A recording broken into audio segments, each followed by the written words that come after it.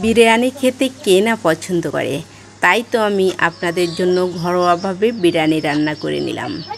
আপনারা পুরো ভিডিওটা দেখবেন। আমি খুব সাদাসিধেভাবে ঘরোয়াভাবে বিরিয়ানিটা রান্না করলাম, খেতে কিন্তু দুর্দান্ত স্বাদের। নমস্কার বন্ধুরা, চলে এলাম রান্নাঘরে শর্মা কিচেনে। সবাইকে স্বাগত। আজ আমি খুব সহজে কিভাবে বাড়িতে থাকা উপকরণ দিয়ে চটপট করে বিরিয়ানি রান্না করা যায় এবং খেতে দুর্দান্ত স্বাদের সেটা দেখিয়ে দেব। চলুন তাহলে শুরু করা যাক। শুরু করার আগে অনুরোধ রইল, যারা আমার চ্যানেলে নতুন আছেন সাবস্ক্রাইব করে আমার পাশে থাকুন, পাশে থাকা বেল আইকনটা প্রেস করুন, তাহলে প্রথম নোটিফিকেশনটা চলে যাবে আপনাদের। বিরিয়ানি রান্না করার জন্য আমি এক এক করে সবগুলো মশলা বেটে নিলাম, আর এই সাইজ করে আমি মাংসটা কেটে নিয়েছি। আর মশলাগুলো বেটে নিয়েছি, ঝাল, গরম মশলা, জিরে, ধনে একসাথে বেটে নিয়েছি, আদা বেটে নিয়েছি, পেঁয়াজ রসুন বেটে নিয়েছি, তেজপাতা আর চুইজ, এটা দিয়ে আমি রান্নাটা করব। আর এই সাইজ করে আমি আলু কেটে নিয়েছি। ব্রেস্তার জন্য আমি এইভাবে পেঁয়াজ আর রসুন কুচি করে নিয়েছি, আর বিরিয়ানির মশলাটা নিয়েছি, চিনি নিয়েছি। এখন আমি হলুদ আর লবণটা মাংসে দিয়ে সুন্দর করে হাতে মেখে নিলাম। আর এই মাংসের ভিতর এখন আমি সব মশলাগুলো এক এক করে দিয়ে দিলাম। ঝাল, জিরে, ধনে বাটা, আদা বাটা, পেঁয়াজ রসুন বাটা, এইগুলো দিয়ে আমি আবারও সুন্দরভাবে হাতে ভালোভাবে মেখে নিলাম। এখন আমি 2 চামচ পরিমাণে তেল দিয়ে দিলাম। আবারও একইভাবে হাতে সুন্দর করে মাখিয়ে মাংসের সাথে মিশিয়ে দিলাম। আর 1 চিমটি আমি লেবুর রস দিলাম, 1 ফালি দিই, মানে যেটুকু হলো সেইটুকু রস দিয়ে আমি এখন সুন্দর করে মাংসটাকে ঢেকে রাখলাম। আর এই চালটা নিয়েছি, চালটা আমি ধুয়ে রেখেছি। এই চাল দিয়ে আমি রান্নাটা করব। বিরিয়ানির চাল, চিনিকানাই চালও বলে অনেকে। এই চালটা ধুয়ে আমি জল ঝাড়া দিয়ে রেখেছি। আর উনুনে আমি কড়াইটা দিয়েছি, আর এপাশে আমি জলটা বসিয়েছি। আমি কড়াইয়ে দিয়ে দিই তেল। আমি তেলটা গরম হয়েছে, একটু নাড়িয়ে নিলাম। আর যে চালটা আমি ধুয়ে রেখেছি, এই চালটা কড়াইয়ে এখন আমি দিয়ে সুন্দর করে আমি ভেজে নিব। এই খুন্তিটাতে ভাজছি, কিন্তু এতে চাল পড়ে যায়, তাই একটা কাঠের খুন্তি নিয়ে আমি চালটা সুন্দর করে ভেজে নিলাম।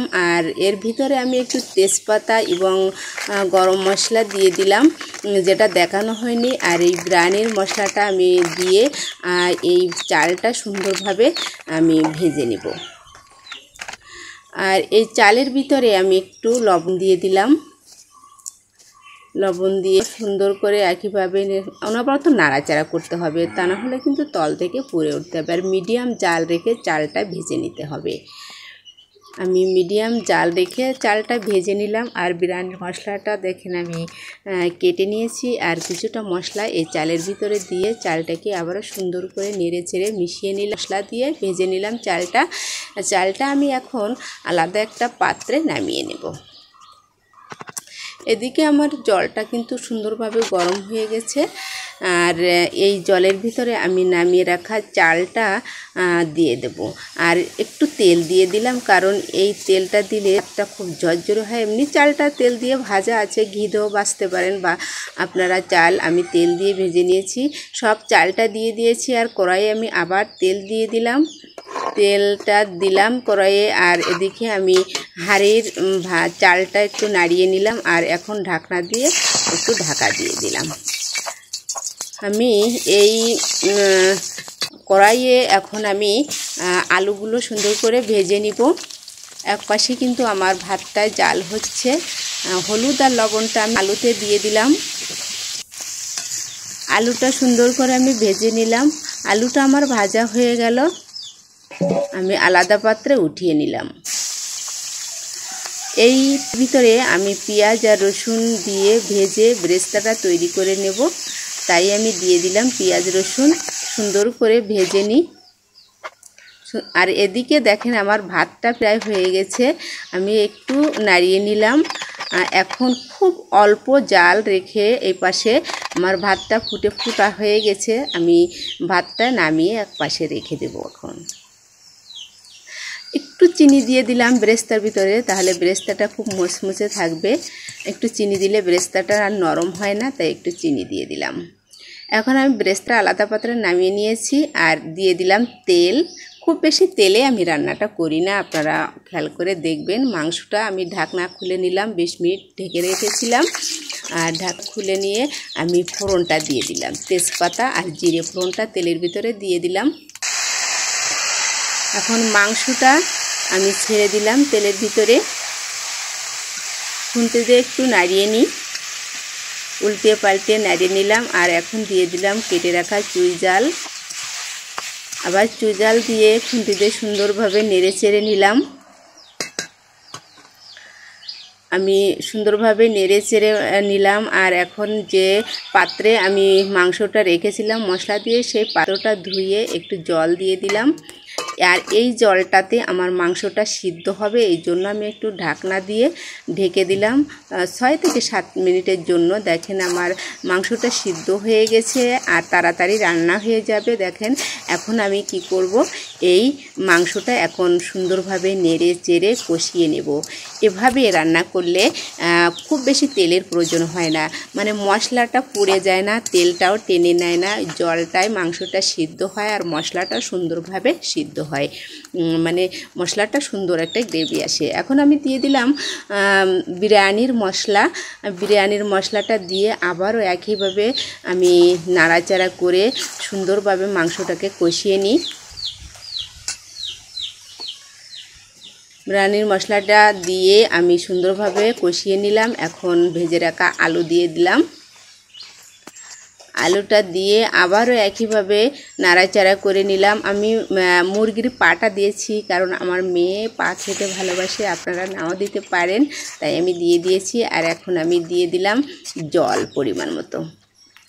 খুব জলের প্রয়োজন হবে না, কারণ মাংসটা আমার সিদ্ধ হয়ে গেছে। সামান্য জল দিলেই অল্প সময়ের ভিতরে রান্নাটা হয়ে যাবে।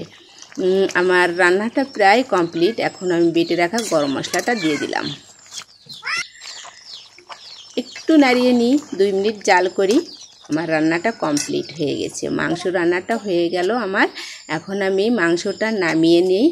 এই কড়াইতেই নামিয়ে রেখেছি। আর ভাতটাও দেখেন ঢেলে নিয়েছি। আমি আলাদা পাত্রে গোলাপ জল দেব, আমি কেওড়া জল, গোলাপ জল আর চিনি এবং লাগবে আমার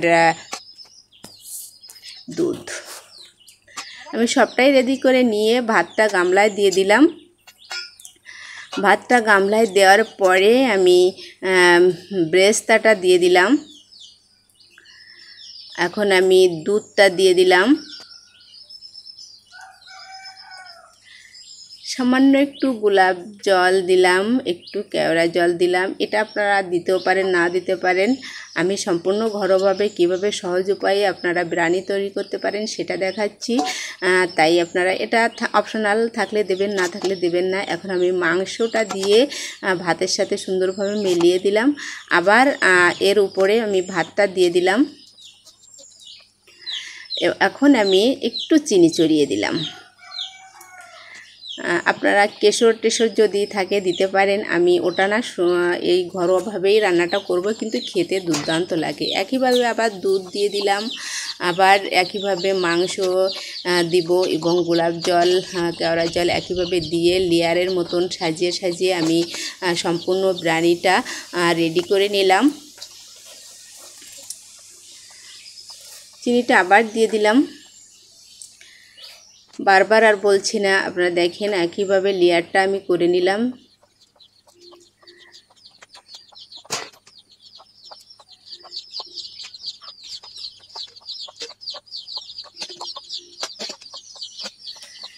আমার মাংসটা আবার ছড়িয়ে দিলাম। এভাবে আমি বিরিয়ানিটা রেডি করে নিলাম এই পাত্রে। আর এখন আমি কিছু সময়ের জন্য একটু ভাপা দিয়ে রাখবো। একটু ভাপা দিলে ভালো হয়, তাই আমি এই উলনের পরে আরেকটা ঢাকনা দিয়ে আমি 10 মিনিটের জন্য ভাপা দিয়ে রাখলাম। 10 মিনিট পরে আমি ভাপাটা নামিয়ে নিলাম। আমার বিরিয়ানিটা রেডি হয়ে গেল। খেতে কিন্তু দুর্দান্ত স্বাদের।